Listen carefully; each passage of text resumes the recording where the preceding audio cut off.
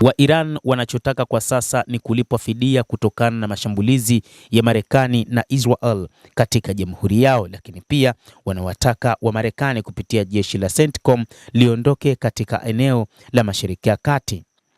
Pendekezo la hivi punde la amani la Iran kwa Marekani linahusisha kukomesha uhasama katika pande zote ikiwa ni pamoja na Lebanon, lakini kuondoka kwa wanajeshi wa Marekani kutoka maeneo ya karibu na Iran pamoja na kulipwa fidia. Vyombo vya habari vya serikali nchini Iran vimeripoti kwamba pendekezo la hivi punde la amani la Tehran kwa Marekani linahusisha kukomesha uhasama katika pande zote ikiwemo Lebanon, kuondoka kwa wanajeshi wa Marekani kutoka katika maeneo yaliyo karibu na Iran na fidia kwa uharibifu uliosababishwa na vita vya Marekani na Israel. Katika maoni ya kwanza ya Iran kuhusu pendekezo hilo, naibu waziri wa mambo ya nje Karim Gharibabad amesema Tehran pia ilitaka kuondolewa kwa vikwazo, kutolewa kwa fedha zilizozuiliwa na kuondolewa kwa kizuizi cha majini cha Marekani nchini humo.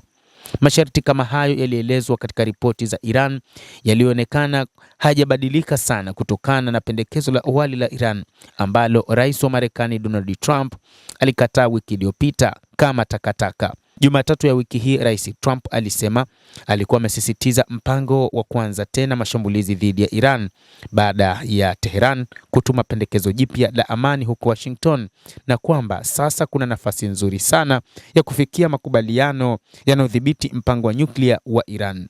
Kadhalika, Iran imeonya kufungua maeneo ya vita na Marekani endapo ikishambuliwa. Jeshi la Iran limeonya siku ya Jumanne kwamba litafungua maeneo mapya ya mashambulizi dhidi ya Marekani ikiwa vitaanza tena. Hii ni baada ya rais wa Marekani Donald Trump kusema amesitisha kuanzisha mashambulizi mapya kwa matumaini ya kufikia makubaliano.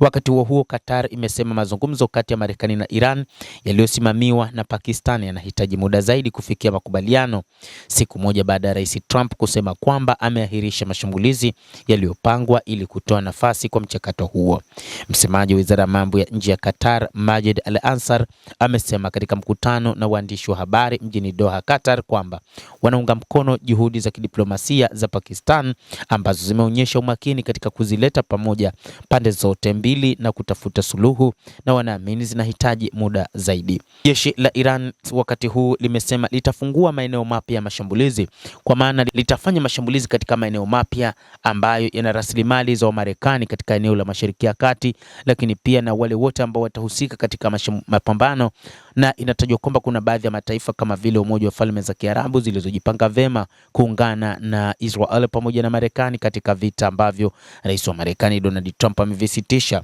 vita ambavyo huenda vingeanza siku ya jana ya Jumanne. Endelea kutufuatilia mtazamaji, lakini nikusihi usisahau kulike, usisahau kucomment, kadhalika usisahau kusubscribe channel yetu hii ili upate habari hizi kwa mapana kupitia The World News. Jina langu ni Adam Hussein, endelea kuwa nasi wakati wote, endelea kutufuatilia.